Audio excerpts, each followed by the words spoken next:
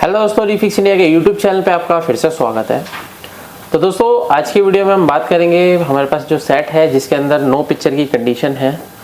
और no picture condition में ज़्यादातर क्या होता है, पैनल का फॉल्ट होता है। पैनल को किस तरीके से रिपेयर करते हैं, कई बार क्या होता है कि पैनल का फॉल्ट ना होकर मदरबोर्ड में भी फॉल्ट इस तरीके के हमारे को देखने को मिलते हैं। तो क्या होता है, इसको कैसे चेक करना है, किस तरीके से हम इसको रिपेयर कर सकते हैं, सारी चीज़ें मैं आपको इस वीडियो के अंदर बताने वाला हूँ। अभी हमारी जो ट्रेनिंग है, ऑफलाइन ट्रेनिंग स्टार्ट हुई है, जो कि 15 तारीख को आज से स्टार्ट हुई है।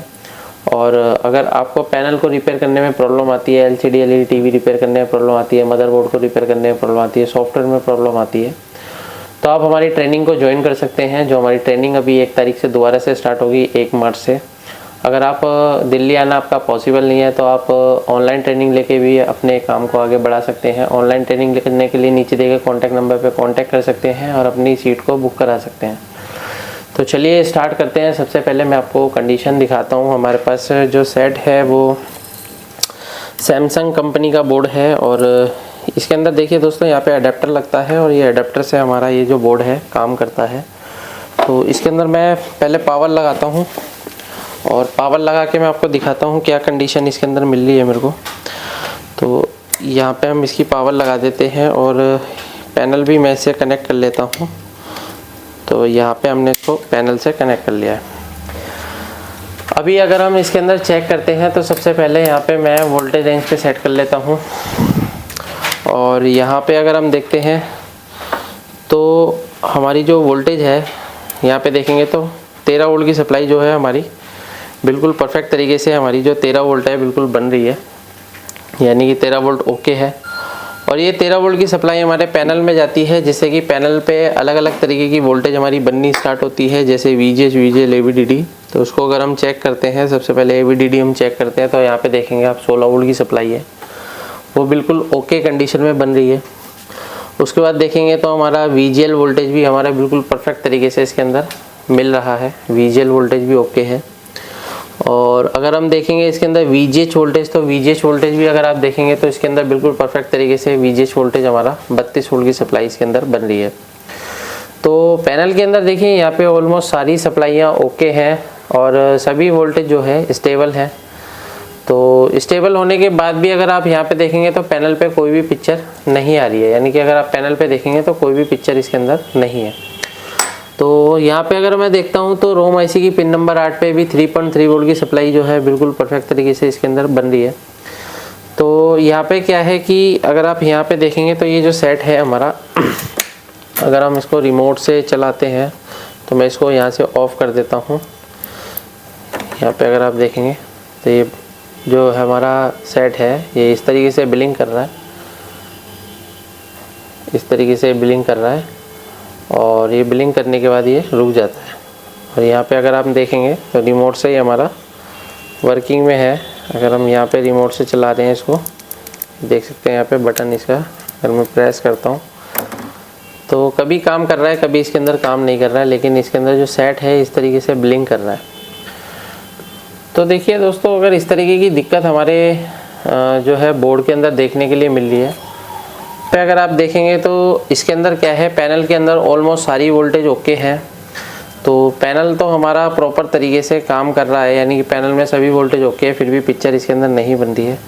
तो इस कंडीशन में क्या है, हमारे को बोर्ड को चेक करना पड़ेगा। बोर्ड को चेक करने के लिए सबसे पहले हम इसके अंदर देखते हैं तो बोर्ड में हमारी कई तरीके की वोल्टेज बनती है। जैसे हमारा ये जो वोल्टेज है, अलग अलग वोल्टेज पे पैनल हमारा ये बोर्ड चलता है।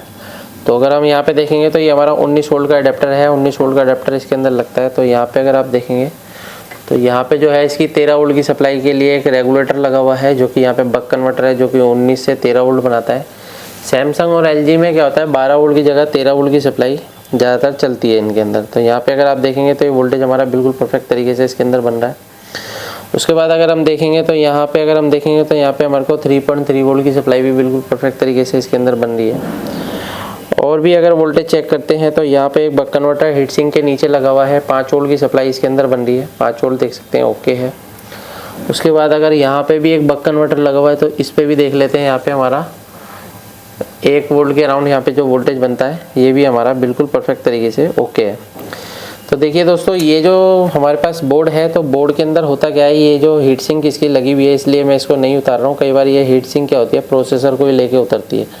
तो अगर मैं यहाँ पे हीट दूंगा तो ये प्रोसेसर ख़राब होने के चांस होते हैं, इसलिए मैं अभी इसको निकालने की कोशिश नहीं कर रहा हूँ। बाकी बाद में देखेंगे, अगर ज़रूरत पड़ी तो इसको हम निकालेंगे हीट वगैरह देके। लेकिन अभी फ़िलहाल अगर हम ऊपर से चेक करते हैं तो इसके अंदर जो जितनी भी वोल्टेज होती है, रिक्वायरमेंट वोल्टेज होती है, वो ऑलमोस्ट सारी वोल्टेज इसके अंदर बन रही है। तो यहाँ पे देखेंगे तो कुछ एक आध बक कन्वर्टर और लगा हुआ है, तो उसके अंदर भी अगर मैं वोल्टेज चेक करता हूँ तो यहाँ पे मेरे को क्या है, अंदर यहाँ पे मेरे को डालना पड़ेगा। तो यहाँ पे देख लेते हैं, अभी हमारा ऑन है, हाँ ऑन है। तो यहाँ पे जो है बड़ी बारीकी से हमारे को चेक करना पड़ेगा, क्योंकि अगर हल्का से भी शॉर्ट हुआ तो हमारा बक कन्वर्टर ख़राब हो सकता है। तो यहाँ पे हमारे को कोई भी वोल्टेज नहीं मिल रही है। इसको अगर हम बटन को प्रेस करते हैं, बटन हमने प्रेस कर दिया है, तो यहाँ पे अगर आप देखेंगे तो लाइट चली गई है और ये ब्लिंक कर रही है। दोबारा से अगर हम यहाँ पे वोल्टेज चेक करते हैं तो यहाँ पे हमारे को जो वोल्टेज है, तो यहाँ पे क्या है, अगर हम इसके नीचे वोल्टेज चेक करेंगे तो देखिए दोस्तों, यहाँ पे थोड़ा सा रिस्की मामला रहता है कि ये जो हीट सिंक है, तो हीट सिंक की वजह से कई बार क्या होता है कि जो रेगुलेटर आईसी है जल भी सकती है। तो इसको क्या है, हम हीट सिंक को पहले निकाल लेते हैं। तो निकालने के बाद उसके बाद हम वोल्टेज वगैरह सारी चीज़ें चेक करेंगे। तो हीट सिंक को क्या है, मैं यहाँ पे प्रॉपर तरीके से इसकी निकाल लेता हूँ। तो इसकी यहाँ पे अगर हम देखेंगे तो ये लॉक होते हैं, इस तरीके से हम लॉक को नीचे की तरफ करेंगे तो ये लॉक हमारे खुल जाते हैं। देखिए अभी क्या है, हमारी हीट सिंक निकल गई है। तो इसमें 4 लॉक होते हैं, वैसे इसके 3 लॉक मैंने पहले से निकाले हुए थे। तो अभी अगर हम इसकी सप्लाई देते हैं और दोबारा से अगर इसके अंदर हम चेक करेंगे तो क्या क्या हमारे को मिल रहा है, ये सब चीज़ें हम चेक करते हैं। तो यहाँ पे क्या है, तो यहाँ पे क्या है, यहाँ पे इस कोयल पे अगर हम वोल्टेज चेक करते हैं तो क्या वोल्टेज हमारे को मिल रहा है। अभी यहाँ पे देखेंगे तो सेट को ऑन कर लेते हैं और यहाँ पे देखेंगे तो 1.5 वोल्ट की सप्लाई हमारे को मिल रही है, जो कि रैम की वोल्टेज होती है। तो ये वोल्टेज हमारी बिल्कुल परफेक्ट तरीके से इसके अंदर बन रही है। तो अभी क्या है कि अगर आप यहाँ पे देखेंगे तो यहाँ पे तो हमारा वोल्टेज बिल्कुल ओके है, यानी कि जो पैनल की वोल्टेज है, पैनल की वोल्टेज हमारी बिल्कुल परफेक्ट तरीके से इसके अंदर बन रही है। लेकिन अभी क्या है कि ये बोर्ड की वजह से क्या है, अभी हमारी पिक्चर जो है वो नहीं आ रही है। तो इसके कई सारे कारण होते हैं। अब यहाँ पे अगर हम देखेंगे तो इसके अंदर क्या होती है, अगर आप यहाँ पे देखेंगे तो ये हमारा मेन प्रोसेसर आईसी है और यहाँ पे देखेंगे तो रैम आईसी है और ये eMMC आईसी है और ये हमारी रोम आईसी है। तो बेसिकली होता क्या है कि ये जो हमारी रोम आईसी है, ये रोम आईसी हमारे जो बोर्ड को स्टार्टअप देने का काम करती है, यानी कि स्टार्ट करती है। तो अगर हम रोम आईसी पे वोल्टेज चेक करते हैं तो रोम आईसी पे जो हमारा 3.3 वोल्ट की सप्लाई है वो बिल्कुल ओके कंडीशन में है। और यहाँ पे भी अगर हम देखेंगे तो आउटपुट हमारा बिल्कुल ओके कंडीशन में है। लेकिन अभी जो माइक्रो प्रोसेसर को डाटा की रिक्वायरमेंट है वो है हमारी eMMC आईसी से। तो eMMC आईसी से देखिए डाटा अगर इसको चाहिए तो इस आईसी के अंदर भी 3.3 वोल्ट की सप्लाई जाती है। तो इसके पास में अगर हम देखेंगे तो यहाँ पे कोयल लगी हुई है, तो इस कोयल पे हमारे को 3.3 वोल्ट की सप्लाई जो है मिलनी चाहिए। तो अभी क्या है, मेरे को यहाँ पे 3.3 वोल्ट की सप्लाई जो है बिल्कुल भी यहाँ पे नहीं मिल रही है। तो जब तक ये 3.3 वोल्ट की सप्लाई हमारी इस eMMC आईसी के अंदर नहीं जाएगी तब तक हमारा ये जो बोर्ड है, ये जो ग्राफिक्स है वो आउट नहीं करेगा। तो अभी इसको किस तरीके से करते हैं, तो यहाँ पे क्या है, हम 3.3 वोल्ट की सप्लाई अगर यहाँ पे देते हैं तो उसके बाद ट्राई करते हैं क्या कंडीशन हमारे को मिलेगी। तो इस तरीके के बोर्ड भी हमारे को मार्केट में देखने को मिलते हैं, कई तरीके के फॉल्ट आते हैं। यहाँ पे हमारे को 3.3 वोल्ट मिल रहा है तो हम यहीं से 3.3 वोल्ट लेकर ट्राई करते हैं क्या कंडीशन रहती है। तो ये मैं आपको करके दिखाता हूँ। तो इसके लिए क्या है, हमारे को एक जंपर वायर चाहिए होगी। तो जंपर वायर ले लेते हैं हम, ये जंपर वायर है। यहाँ पे अगर आप देखेंगे तो ये जंपर वायर है। तो जंपर वायर हम थोड़ी सी यहाँ पे कट कर लेते हैं, क्योंकि हम यहाँ पे फिनिशिंग से काम करेंगे। तो इसको मैं यहाँ पे इस तरीके से कट कर लेता हूँ और यहाँ पे हम इसको छील लेते हैं और इसको हम निकाल देंगे ताकि कहीं पे शॉर्टिंग वगैरह ना हो। तो आपको जब भी काम करना है तो काम को बिल्कुल फर्स्ट क्लास तरीके से करना होता है, क्योंकि कई बार क्या होता है कि हम काम करते हैं लेकिन शॉर्ट हो जाता है इधर उधर, जिसकी वजह से होता क्या है कि बोर्ड भी हमारा डेड हो सकता है। तो यहाँ पे क्या है, हम इसका थोड़ा सा पेस्ट ले लेते हैं। यहाँ से ही हमने पेस्ट ले लिया है और यहाँ पे थोड़ा सा सोल्डर ले लेते हैं और ये सोल्डर को हम लगाएंगे। यहाँ पे 3.3 वोल्ट की सप्लाई हमारी बन रही है इस कैपेसिटर पे, तो कैपेसिटर से हम 3.3 वोल्ट की सप्लाई ले लेते हैं। तो यहाँ पे हम हल्का सा यहाँ पे जॉइंट करते हैं।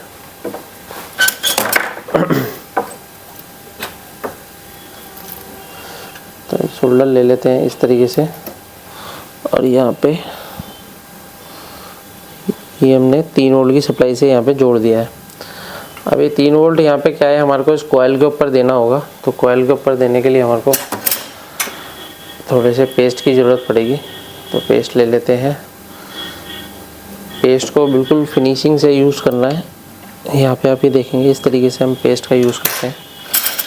और यहाँ पे क्या है, इस वायर को हमारे को लगाना है यहाँ पे इस तरीके से, और जो है इसको हमारे को इस कॉइल पे जोड़ना है। तो कॉइल पे अगर हम यहाँ पे जोड़ते हैं 3.3 वोल्ट की सप्लाई, तो यहाँ पे आप ये देखेंगे मैंने यहाँ पे 3.3 वोल्ट की सप्लाई जो है जोड़ दी है। तो यहाँ पे आप देख सकते हैं। तो यहाँ पे क्या है कि मैंने एक जंपर लगा दिया है। जंपर लगाने के बाद सेट को ऑन करते हैं और सेट को ऑन करने के बाद यहाँ पे अगर मैं वोल्टेज चेक करता हूँ तो इस कॉइल पे मेरे को 3.3 वोल्ट की सप्लाई मिल रही है परफेक्ट तरीके से। और अभी अगर हम देखते हैं तो यहाँ पे अगर आप देखेंगे तो पिक्चर हमारी आ गई है। यहाँ पे अगर आप देखेंगे तो ये पैनल अभी मैपिंग में है, तो आपको इस तरीके की पिक्चर जो है दिखाई दे रही है। यहाँ पे अगर आप देखेंगे तो ये पिक्चर हमारी बिल्कुल फर्स्ट क्लास तरीके से बन गई है। और यहाँ पे अगर हम देखेंगे तो पहले हमारी जो लाइट थी यहाँ पे ब्लिंक कर रही थी, लेकिन अब हमारी ब्लिंक करनी बंद हो गई है।